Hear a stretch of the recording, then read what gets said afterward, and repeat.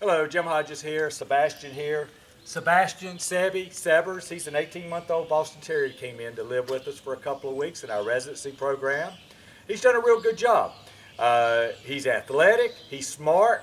Believe it or not, for a nose like that, he's got a tremendous capability to scent, okay? The other thing, probably the primary reason he came here is he's in control at home. He's not a dominant, willful dog, it's just he's had things his way, he wants to maintain them. What I tell people all the time is it's our job to make our dog follow boundaries and structure at home, not only because he has to, but he wants to. And why would he want to? Because we're his leader. We're going to praise him when he's good, we're going to provide a consequence when he's bad, and our goal is to make sure our praise is so over the top, 20 times more than we ever bite, to get him excited about doing things and want to obey. I don't know if the camera can see it, but we have a cat laying about 5 feet from me right in front. That's part of life. He likes cats. He doesn't have a strong prey drive, at least one that I have noticed in the 2 weeks that he's been here. He's curious about everything and anything. He's not afraid of anything that I have seen at this point in time. He's just a bold little guy. So what I'm going to do is I'm going to spend a few minutes going through obedience, okay? And as we go through obedience, the primary thing I'm trying to do is show you the techniques so you have something to work with when we get home, okay? So watch my techniques. If he messes up, guess what? We're going to fix it. Watch what I do with it. Listen to my tone of voice. Watch where my hands are, and we go from there. He's done a really good job. We're going to see if something happens. It's been raining this morning, all night last night. There's a lot of scents around in the air. That may affect him, but you're going to see me react to it. We're not going to get a perfect dog. We're not going to get a perfect handler. Our job is just to keep working, and get the best relationship we can. All right, man, you ready? Let's go. Here my toes. My voice is for him to be right with me. Attaboy. I'm going to let him know. We're not going to the place command yet. But I want him to go with me. Now, did you notice? He saw the bed. He likes to get on his bed and hold it. I am told he's been destructive with his beds. So when we put a dog on a place or anything that they might have been doing to chew or be destructive like that, that's something we watch. Let's go. So we're going to walk. When I walked by the bed that time, he wanted to pull or go that way. He thought maybe I was taking him. Good boy. So I wanted to walk around the bed again. Attaboy. So I'm in charge of my walk. Let's see if it happens.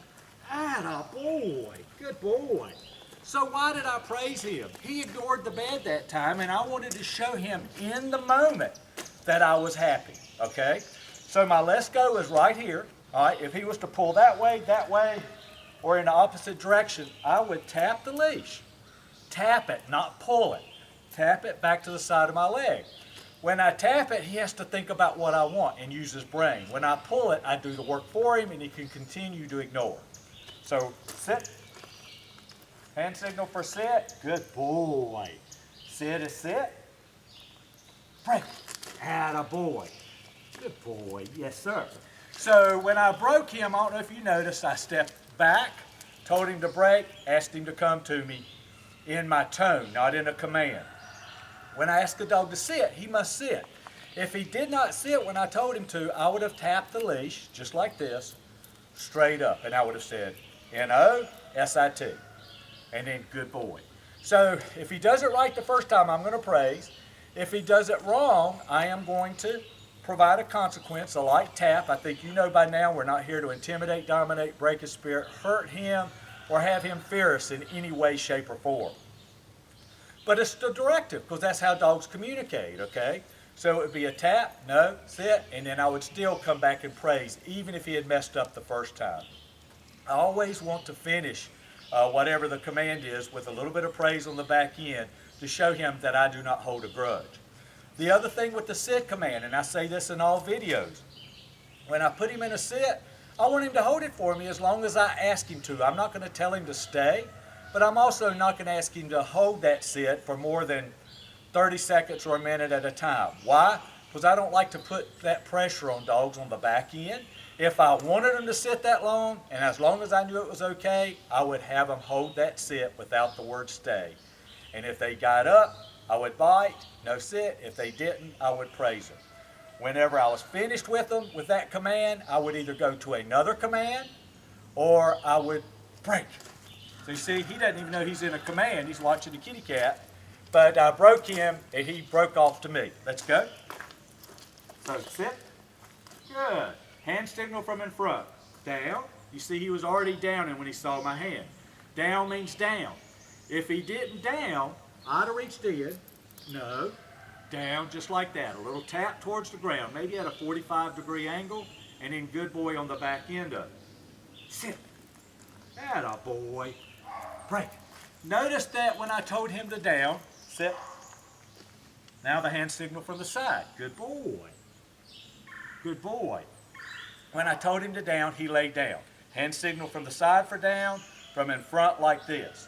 I broke him, stepped away from him. Or I could go, let's go. And now we're back into my let's go command, okay? Come on, buddy. Good boy. Sit. Down. Break. Down. So I don't have to tell him sit to down to begin with either.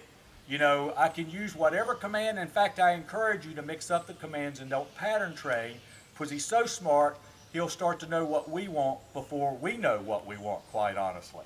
Good boy. So now he's in a down. Again, I did not say that word S-T-A-Y. If I wanted him to stay, I would go stay. What's the difference between down and down stay? Down, he's laying down waiting for the next command. Down stay means pack your bags, you're going to be there for a while. You can smell on the ground, you can chew a bone, you can roll over on your side. I don't care what he does as long as he stays in that down. For a dog, typically, that's a little bit stronger, a little bit more in control of the home life. For us to establish that leadership, I usually will put a dog in a down stay for 10-15 minutes every day for a few weeks. Occasionally I may go longer, but what I am trying to do is teach him that I'm in control. If he got up from the down, I would take him back and put him back in the down. If it was a down stay, I would go no, no, no, down, stay. And if it was just down, it would be back to it, no, no, down. Good boy at the end of it. Atta boy. Okay, so he's done this. This is something he wouldn't really do a whole lot of before, but he's gotten it down real good. He gets a lot of love, and he'll occasionally get a treat for it. I do not mind using treats. In fact, in the beginning, if it motivates a dog, whenever I praise them and tell them good boy, I'll pet and I'll treat. I'll do that with the COME command here in a minute. Let's go. So the next thing that we want to do is the place command that he wanted to do so bad a while ago. Place. Place is good boy. Atta boy. I may even give him a little treat for that. Atta boy, good boy. If you noticed, I gave him a treat like this. I want him to nicely take it out of my mouth, out of my hand, instead of snapping for it. So now he can be anywhere he wants. He can lay down, sit down, stand up, read a book. I don't care what, but he stays on the bed. He can easily do this 2 or 3 hours at a time. We're not going to ask him to do another command on the bed. So we're not going to tell him to sit or down or anything else, because place is place. We want him to be comfortable, but we want him to be there. Yes, they want good boy. It's a wonderful way for us to be in charge while we're taking it easy, okay? If he got up on a place, we would get him, and we would, wherever he was, we'd tap him all the way back. No, no, no, place, good boy, and we would go back to doing what we were doing, okay? He's probably going to do that a few times, so in the beginning, I let him drag a leash around. Why would I drag a leash around? We want to make sure that we can catch him, i.e., and now I may have to do something with him with the kitty cat. If so, I'm aware of it, I'll make it happen. If he doesn't do anything, I may reward him spectacularly for ignoring the cat. Atta boy, good boy, good place. So that's the place command. All right, but what I was going to say is we're going to tap him back. He has to hold that place. And why I would have him on a leash is because one of the things that Severs will do is play keep-away games with you. And I never want that to happen again. So when we have him on a leash and we start to go after him, all we got to do is usually get within 6 feet. We can step on it, provide the consequence, take him back, and we don't lose it emotionally. The only crazy emotion we have is positive, okay? So I'm talking to you, but I'm watching him, and you notice he's right at the edge of the bed, but he's there, okay? Good boy.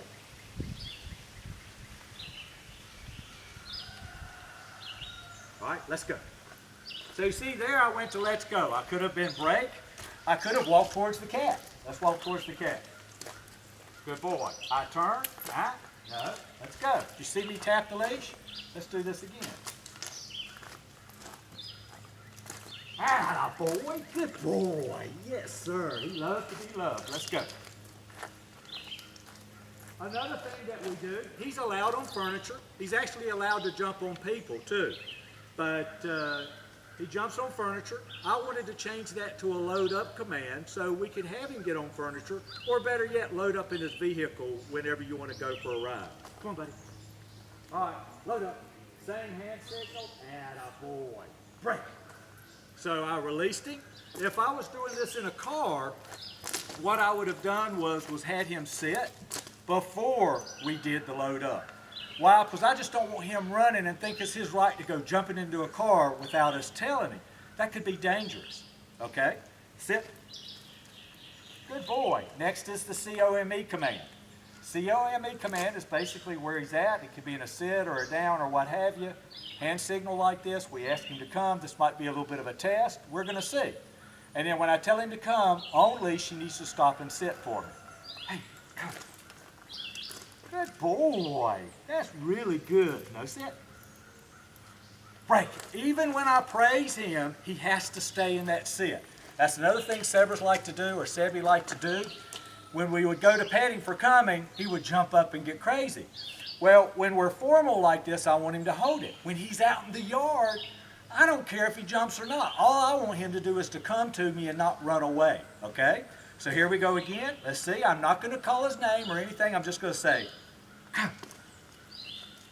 Good boy. Come back and pet him. I love you so much for that. Down. But I decided to tell him to down. Sit. Good boy. Last thing, or break. Not the last thing. The other thing is when he's in the yard. It's so important. He doesn't always come to his owner. We never ever want to tell him to come unless we know he's going to come. I've said this in video after video after video. So he's pulling on the leash a little bit. I tapped the leash. How did I know that? I felt the pressure. So when I felt the pressure and the pressure stayed, I just tapped the leash to get him to come back to me. Should have praised him, but I was talking to you about it. So he doesn't always come. We have to start to change that. And when he's 20 or 30 feet away, it's real hard to make that happen without special tools. I believe the most special tool you can have is you and a great treat or a toy, because he is absolutely crazy about toys. So if he was in the yard, pretend like he's in the yard, we demonstrated this with the long lead line the other day. I would go watch and listen to when I give the COME command. He's looking at me. I'm going to wait till he's not looking again. Good boy. Why did I tell him good boy? You notice the leash is loose. All right? This is going to be real hard, but let's see if I can get his attention. Seven. Hey, buddy. Come. Good boy. Break. Notice I didn't care that he was coming to me then. We were simulating off leash. But did you notice how I got his attention? Seven. Hey, buddy. Look what I got. I didn't tell him to come until I knew he had decided to come to me. And when he decided to come to me, and he's off leash, he can smell. If we were working, he couldn't. Now, if you didn't want your dog to smell at all, you would just tap the leash and tell him no. When we're not working, I don't really care.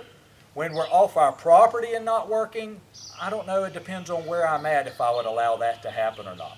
You could decide with just a little tap, tell him no, or what have you, okay? I get his attention, get his commitment. When I know he's coming, that's when I tell him to come. Now, I'm going to do that 2, 3, 4, 500 times. I'm trying to get him to the point where he's excited about me. Every time he comes, he's excited. So then when I need him to come, I can tell him come first time, and he'll come, and then I can pet him and love him. Hope that makes sense. Of course, if anybody has a question, let me know. Go to my website, read about the come command. I have an article on it as well. All right, Sever, sit.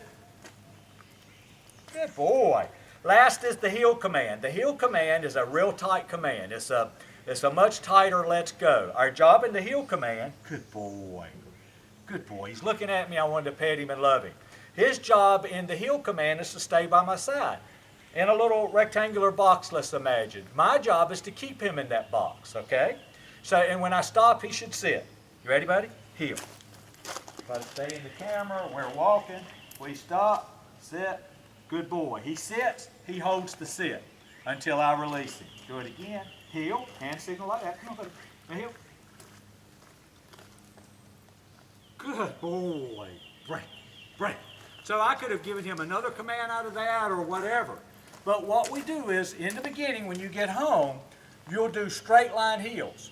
Then you'll start to curve and turn. And when you curve and turn, he's supposed to stay right here beside you. If he doesn't, we'll tap him right in, okay? Again, I hope you see, we had a long talk about this. Consequence isn't meant to hurt, to intimidate, dominate, break a dog's spirit, or hurt him. It's a redirection. It is the primary form of communication with dogs. I don't care what anybody else says. Prove it to me otherwise, okay? I still use all the good things. I also want to use this. I want to be the best thing. So I'm going to encourage him with my voice. I'm going to try to connect with him emotionally as spiritually as much as I can. When he does what I want, I'm going to let him know he does it. When he does it, I'm going to let him know that he doesn't make me happy. We're going to praise 20 times more than we bite, okay?